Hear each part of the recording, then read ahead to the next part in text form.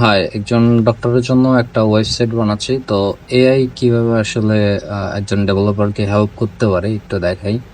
এটা হচ্ছে একজন ডক্টরের ওয়েবসাইট। তো ওই ক্লায়েন্ট আমাকে একটা ওনার কাজের যে সার্ভিসগুলো আছে ওই সব ডিটেলসগুলো দিছে। তো এইখানে ওনার একটা পোস্টার আছে যে উনি কি কি চিকিৎসা দিয়ে থাকে।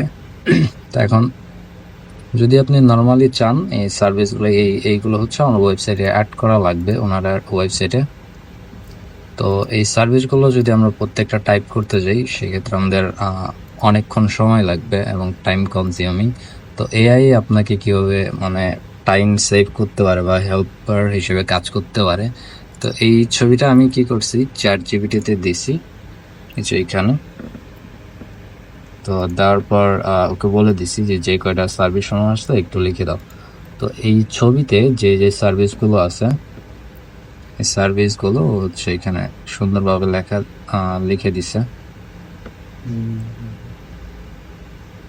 তো এখানে আরেকটা জিনিস মানে এআই এর উপরে প্রত্যেকটা সবকিছু একদম ট্রাস্ট করা ঠিক না। এখানে একটা জিনিস দেখেন ও ভুল করছে, সবকিছু চোখ বুঝে অ্যাড করে দিলে হবে না। এখানে একটা জিনিস আছে বিভিন্ন জয়েন্ট পেইন। তো এইখানে ও একটা জিনিস দেখেন এখানে হচ্ছে সেটা লেখে নাই, ভুল করছে। তো চোখ বুঝে এটাকে বিশ্বাস করা যাবে না। এখানে প্রত্যেকটা সার্ভিস দিছে। তা এখন ও আমাকে আবার একটা সাজেশন দিয়েছে যে আপনি কি এই তথ্যগুলো সাজিয়ে কোনো ডিজাইন করতে চান কিনা। তো আমি মূলত এই জন্যই দিছি। এখান থেকে আমি চাইলে এখন প্রত্যেকটা সহজে কপি করে আমি ওয়েবসাইটে চাইলে ব্যবহার করতে পারবো, আর কষ্ট করে লেখা লাগবে না। আর এখন যদি ওকে আমি বলি যে 1 নাম্বারটার জন্য একটা ছবি বানায় দাও, সেক্ষেত্রে দেখি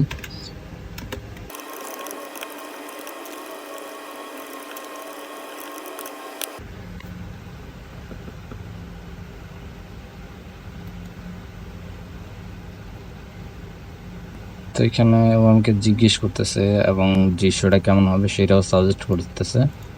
তো এইটাকে আমি একটু বলি যে তাও তাহলে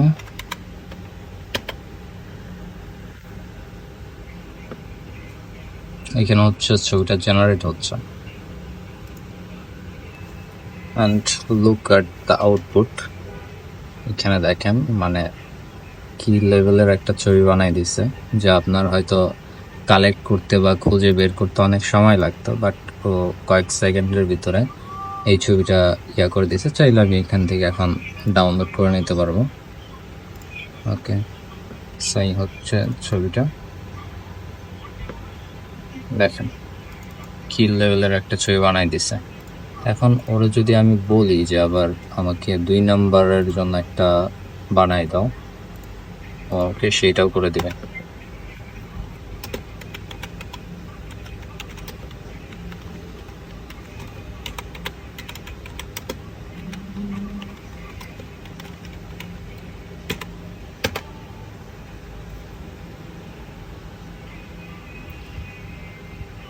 এখন এইখানে ও আবার একটা জেনারেট করবে। তো জেনারেট করতে একটু টাইম লাগে।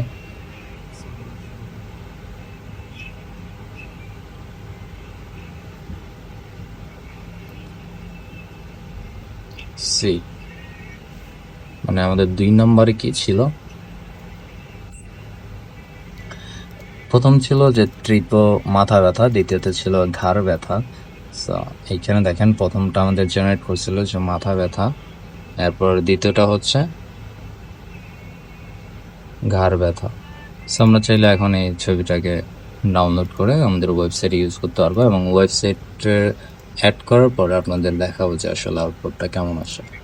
তো চাইলে এইভাবে আমি প্রত্যেকটার জন্য একটা একটা করে ছবি জেনারেট করতে পারি। তো এআই আপনাকে অন্য লেভেলে নিয়ে যাবে এবং হেল্প করতে পারবে যে কোনো কাজে। So use AI and save your Times.